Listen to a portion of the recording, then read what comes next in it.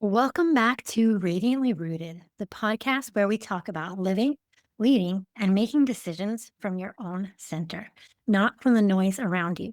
I'm Rachel Hupp, soulful life coach, guide, and fellow recovering overgiver. And today's episode is for you if you have ever said yes to something that left you drained, second guessed your own intuition, or felt like you've lost touch with what your truth actually sounds like. Today, we're going to be diving into 5 ways to know when your soul says yes so that you can stop people pleasing, stop overcommitting, and start making nourishing, grounded decisions that actually feel like you. Whether you're at a crossroads, stuck in autopilot, or just ready to trust yourself again, this conversation is here to help you come home to your inner knowing. So let's get into it.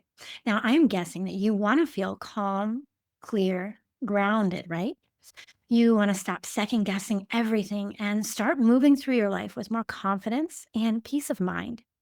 But instead, you might find yourself saying yes to things that drain you, overcommitting, overgiving, and ignoring that quiet voice inside that's trying to tell you this isn't it.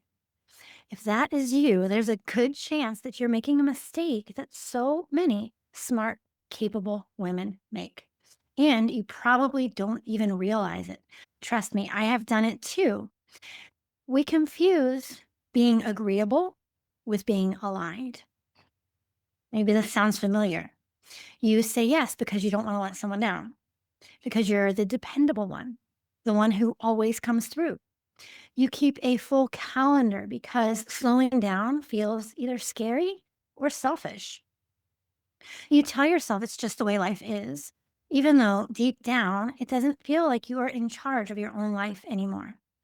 And here's the thing, we live in a world that rewards overgiving and praises busyness. What's the first thing you hear when you ask someone how they're doing? Gosh, busy. How have you been? Busy. Especially for women, especially for those of us who've built success by being reliable, capable, and helpful. Saying yes has become second nature. But at some point, we start to notice our body is tired, our mind is scattered, and our intuition is buried under a pile of shoulds. The good news, my friend, there is a different way forward. And so in today's episode, I'm going to show you how to start recognizing a soul yes, the kind of yes that rises from within, not from pressure or performance. The kind of yes that doesn't leave you drained or second guessing, but instead leaves you grounded, clear, and honestly, more you. You'll learn how to spot the difference between a decision made from fear, guilt, or habit and one made from trust, alignment, and inner knowing. Because here's the truth. You probably don't need another productivity hack, am I right? You don't need to prove your worth through busyness. I know that. You need to remember what your own truth feels like and learn how to trust it again. So these 5 signs are going to help you begin. They're simple, they're gentle, and they are deeply powerful once you start using them. So if you are ready to feel more grounded and clear in your decisions, let's dig into the 5 ways your soul says yes. Now, first of all, I want to talk to you about why your yes might be costing you more than you think. When we keep saying yes from a place of fear, guilt, or obligation, it doesn't just fill up our calendar, it chips away at our self trust. Here's how this mistake holds you back. You stay overcommitted and undernourished. You give your time and your energy to things that don't actually matter to you, which means there's no space left for what does. You second guess yourself constantly. I know I do. I used to. Because if you're always looking outside of yourself for permission or approval, your inner voice gets quieter and it's harder to hear. You move further away from your own authentic path. Your choices start being shaped by who you think you should be instead of who you actually are. I have lived this, and honestly, it took me way too long to even notice that it was happening. There was a time in my life when I said yes to anything that seemed like the right thing to do, the job, the events, the obligations. And while it probably looked great from the outside, it did not feel right inside. I found myself exhausted, depleted and unfulfilled. And I've seen this pattern in my clients too, right? They're exhausted. They tell me that they're living a life that doesn't even fit anymore. Like they've outgrown the roles and the routines that used to fit, that they used to say yes to. Like they just lost touch with their inner compass and they don't know their way anymore. But when you start listening again, when you begin to notice what a true yes feels like in your body, in your soul, that, my friend, that is when things begin to shift. So let's look at how to do that now. So, how do you actually know if something is a soul yes? This, my friend, is where everything begins to shift. When you have spent years saying yes from obligation, from habit, from fear of disappointing others, it can really be hard to tell what a true aligned yes even feels like anymore, right? You might wonder, is this intuition or is that just anxiety in a new outfit? Is this self trust or am I just avoiding something hard? Is this alignment or just people pleasing dressed up as peacekeeping? And so that is why I want to offer you 5 different ways to recognize a soul yes so that you can start rebuilding that bridge back to yourself. Now, this is not about following a checklist, it's about coming back to the deep knowing that already lives within you. A soul yes is the kind of yes that is rooted in clarity, not confusion, the kind that leaves you feeling nourished, not depleted. A soul yes lets your life start to feel like yours again. So let's walk through these 5 signs together. And as you listen, just see which ones land for you. All right, number one, it feels like relief, not pressure. You know it's a soul yes when something in you relaxes, even just a little. Maybe your shoulders drop. Maybe your breath deepens. Yeah, it still might stretch you, sure, but it doesn't tighten around your chest or leave you gasping for space. There's a quiet steadiness underneath of it, a sense of this feels right. And so you can ask yourself, is there some ease under the nerves, like even just a little? And let me give you an example from my own life. Last year, I had an opportunity to speak at the Women's Wellness Conference at James Madison University. And I knew it was an amazing opportunity for me. It also stretched my comfort zone. Public speaking is something I'm still pushing myself into. So I felt nervous, right? But beneath that nervousness, I also felt steady. I knew that I was not saying yes to prove anything or to check a box. I was saying yes because in my heart, it felt aligned with my message and my personal growth. And so, yeah, that nervousness had energy behind it, but it was a steady energy, not dread. It felt like relief, not pressure. So that's the first sign that it is a soul yes. Now, the second sign that it is a soul yes is it expands you, it doesn't deplete you. A true yes, it gives you something in return, even if it does take some effort. You might leave the meeting, the call, or the conversation with more energy than you started with. There's a lightness, a lift. You feel open, not emptied out. So, how do you know if it expands you and it doesn't deplete you? You can ask yourself, does this give me energy or does it drain my energy? And this is something that I hear from my clients once they start noticing the difference. They'll say, I had that conversation and I actually felt better afterward. I wasn't exhausted from holding it all together. And that's how you know it's coming from alignment if it expands you and it doesn't deplete you. Now, the third sign, and this is an important one, is that it fits your life right now, not the version of you that you think you should be. A soul yes honors your current season, your capacity, your routines, your values. It does not ask you to become somebody different first. It does not demand perfection for sure or constant availability. So you can ask yourself, does this fit the me I am right now, not the version I think that I should be? Too often, women say yes based on a version of themselves that's just not true anymore. Maybe it's the version they've always been, or the one others expect them to be, Or sometimes it's an ideal future version, the one who has more time, more energy, more certainty.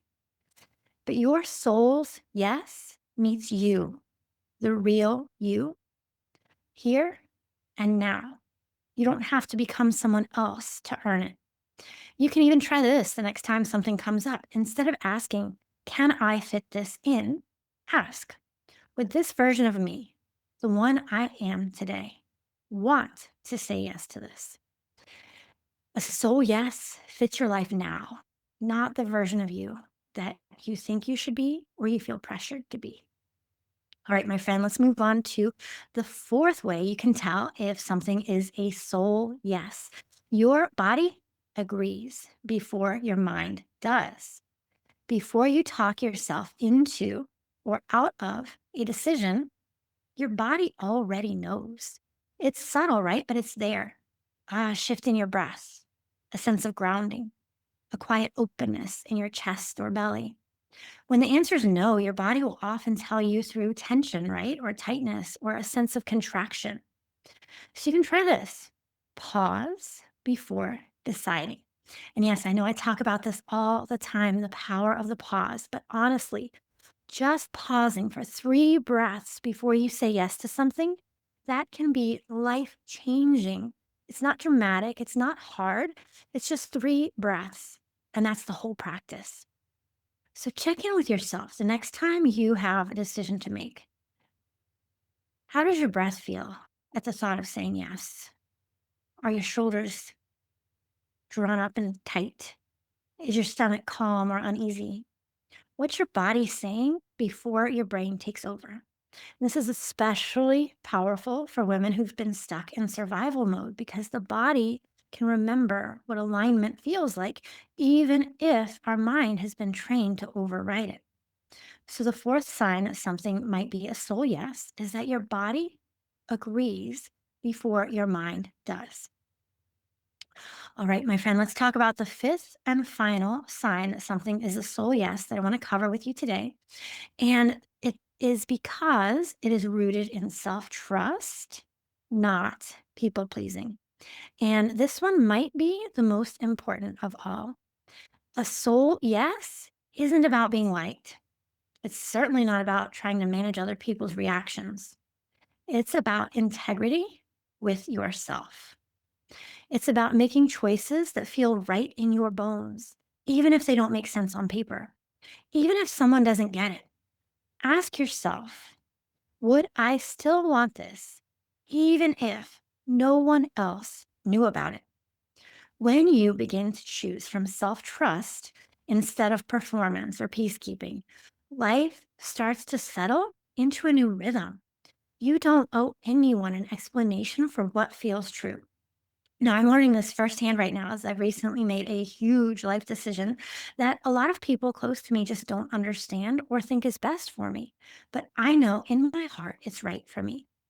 And so, the fifth way that you know that something is a soul yes for you is that it is rooted in self trust, not people pleasing. Every time you honor a soul yes, you strengthen that inner bridge, that inner connection, the one that connects your intuition to your actions. And that is what self trust really is, giving yourself permission to listen and enough kindness to follow through, even when it's messy. If you are nodding along and thinking, I want to start practicing this, I created something to help you.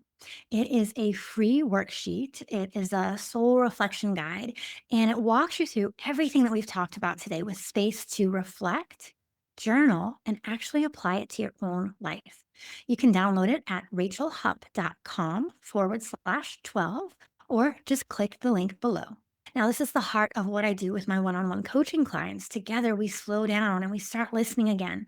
We use my Align framework, a gentle, holistic approach that blends somatic awareness, yoga philosophy, and evidence based mindset work to help you tune back into your own inner guidance. You'll learn how to recognize the difference between a pressured yes and a peaceful one. Make decisions from clarity, not confusion. Move through life with steadiness, energy, and self trust. Your life begins to feel like yours again. Each time you practice this, even imperfectly, you're teaching your system, hey, we can trust ourselves now. We're safe to choose what fits.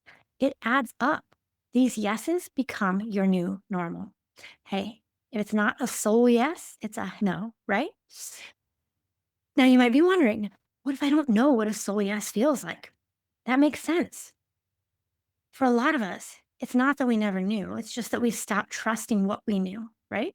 Think about it. You were born with that inner guidance, it's always been there. But over the years, you were taught to question it, to be polite instead of honest, to avoid rocking the boat, to listen to what others thought was best, even when your body said otherwise. So, if it feels hard to tell the difference between a real yes, a soul yes, and a pressured one, that is completely understandable. You are human, and this is tender work. That deep knowing is not gone. It's just been quiet for a while. But trust me, it remembers, and we can get back to it one yes at a time. Now, in coaching, we create the space to listen again. We slow down, we get curious, and little by little, your soul's yes becomes easier to feel and easier to trust. All right, let's wrap things up here. We have covered a lot today. If you've been saying yes out of habit, guilt, or fear of what other people think, fear of letting people down, you're not alone. You're not the only one. We all do it. I've been there so many times. But you don't have to keep living that way. Today, you've learned 5 ways to recognize your soul's yes. It feels like relief, it expands you, it fits your real life. Your body agrees. It comes from self trust. When you start listening for that yes and honoring it, life feels lighter. You stop overthinking as much. You don't overcommit as much. And you start living from a place that feels more true to you. If this episode stirred something for you and you want a gentle way to explore your own soul, yes, I made a free worksheet to help you out.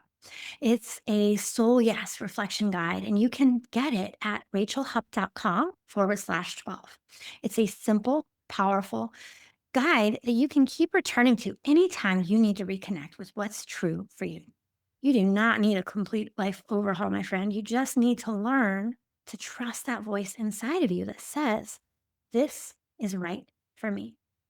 So if you are feeling that pull, that quiet yes, and you are ready for some steady support as you practice this, I would love to walk with you. Inside my soulful one-to-one life coaching, we will work together to help you reconnect to your inner guidance, make aligned, nourishing decisions, and build the kind of life that feels like yours. You can book a package or learn more at rachelhupp.com/coaching. I'll put the link down below. And next week on the podcast, we're going to keep going deeper. I'll be sharing why self trust is the new strategy, a gentle look at what it really means to build a life that feels calm, clear, and genuinely your own. So stay tuned for that.